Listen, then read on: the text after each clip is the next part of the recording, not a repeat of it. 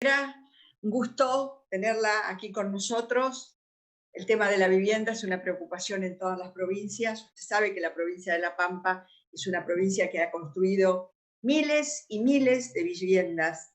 El Plan 5000, el Plan 3000. La verdad que siempre hemos tenido gobernadores que se han ocupado muy mucho de este tema. Mi pregunta, y a lo mejor me estoy adelantando, pero me tengo que ir a eso de las 4:15 y no quería irme sin preguntarle, hacerle esta consulta, porque además sé que los adjudicatarios deben estar escuchando por YouTube si hacemos o no hacemos esta pregunta. Hace unos años, en el gobierno de la doctora Cristina Fernández de Kirchner, se adjudicaron 527 viviendas, se construyeron 527 viviendas en la ciudad de Santa Rosa y fueron adjudicadas 500 de ellas. La verdad, un barrio hermoso, construido, estéticamente, mejoró hasta la estética de ese sector de la ciudad, que es lo que también hay que empezar a pensar con los barrios de vivienda.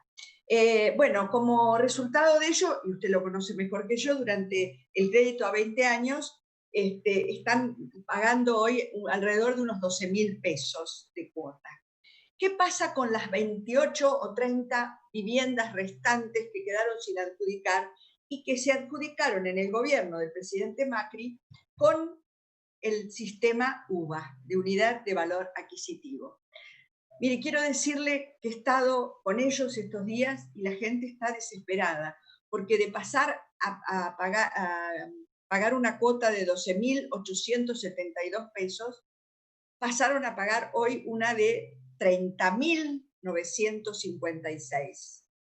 Y encima están preocupados porque dentro de unos días, creo que el 30, vence el congelamiento de la cuota que están pagando. Entonces, mi pregunta concreta, María Eugenia, es: ¿hay en análisis alguna medida que permita reformular si los contratos bajo esas pautas que se hicieron en el gobierno anterior se pueden reencauzar, renegociar para que la gente pueda seguir realmente viviendo en esas casas? Porque muchos de ellos me han dicho que van a tener que irse porque no pueden pagar la cuota. Muchas gracias.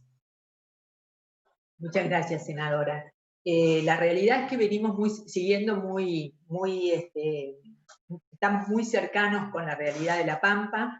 De hecho, hemos estado en reuniones vía Zoom con distintos adjudicatarios del Plan Procrear en distintos momentos, de distintas etapas, a través de diputados que se han interesado en el tema, inclusive que al principio de la gestión nos han visitado, diputados de La Pampa, diputados y diputadas.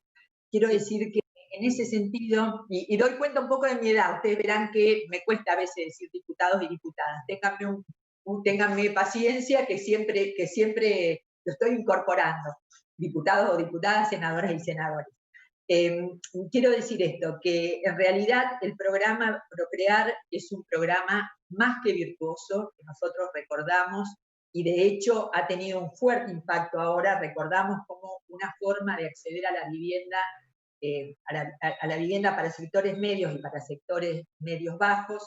La verdad que ha sido un programa más que virtuoso, porque además tenía una conducción muy clara del Estado. Cada vez que hablamos de este programa, nosotros recordamos el 2012 y el 2015 como una enorme oportunidad para que lo que todos esperamos, nuestros hijos, nuestros nietos, puedan acceder a la vivienda. Digo, hablando de mi generación. Y además porque ha generado mucho trabajo, y además porque ha generado también mucho trabajo profesional, vinculándolo esto con mi formación como docente, digamos, mi vocación como docente.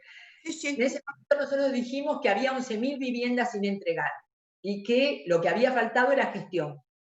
Y también dijimos que había 8.000 lotes disponibles y también que había faltado gestión para poder dar curso a esos 11.000 viviendas y a esos 8.000 lotes. De hecho, la primera tarea que hicimos fue constituir el equipo que nos acompaña en el ministerio, que forma parte de aquel equipo algunas personas forman parte del equipo que lo llevó adelante.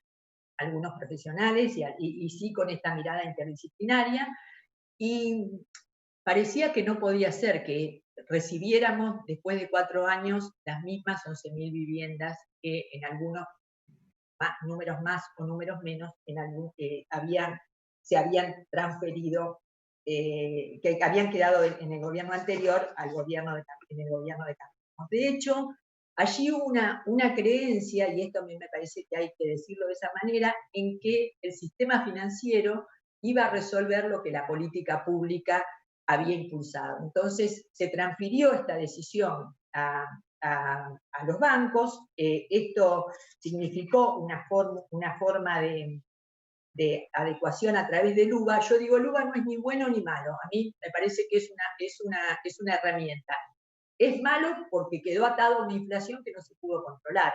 Entonces, la herramienta en sí misma no es lo que condena, lo condenable. Lo que sí es difícil de llevar adelante en un país que tiene un proceso inflacionario importante y que lo ha tenido y además descontrolado durante los años, y además hay momentos muy precisos de ese descalabro, ¿no?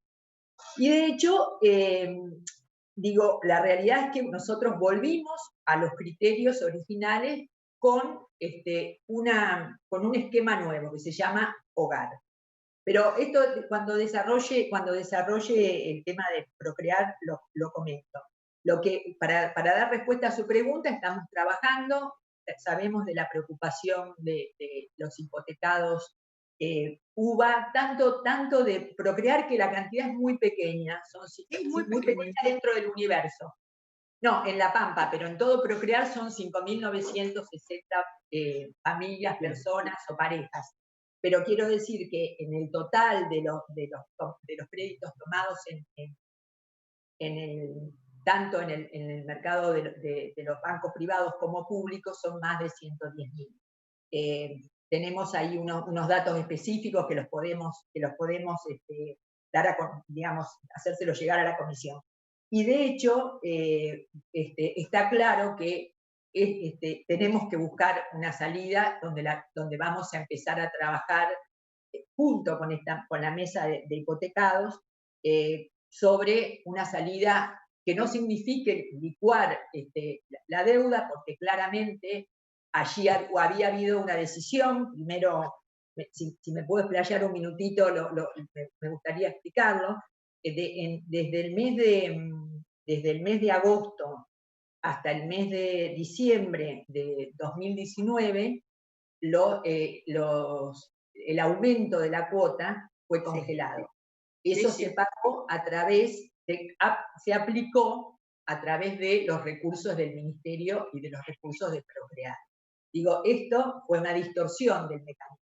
Luego, cuando nosotros llegamos al gobierno, decidimos poner manos digamos, no postergar estas cuestiones, y trabajamos a lo mejor con una decisión que no tenía, yo me acuerdo que después de la reunión algunos hipotecados me comentaron, tuvo sabor a poco, sabor a nada, y nosotros dijimos, bueno, probablemente sabor a poco, pero estábamos reconduciendo un barco al mismo tiempo que empezábamos a navegar, y esto era una situación compleja. Luego, a partir del 20 de marzo y el DNU 319 fue lo que prorrogó el congelamiento de la cuota, y ahora estamos trabajando en un mecanismo que va a anunciar el presidente en los próximos días.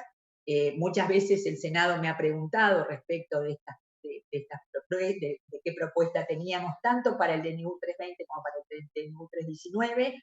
Eso está a consideración de jefatura de gabinete y del presidente. Ya hay una decisión tomada, y también hay una decisión tomada para seguir conformando en una mesa que nos permita visualizar en el mediano plazo cómo puede ser una salida progresiva, trabajando con parte de las iniciativas que nos han hecho llegar los propios hipotecados.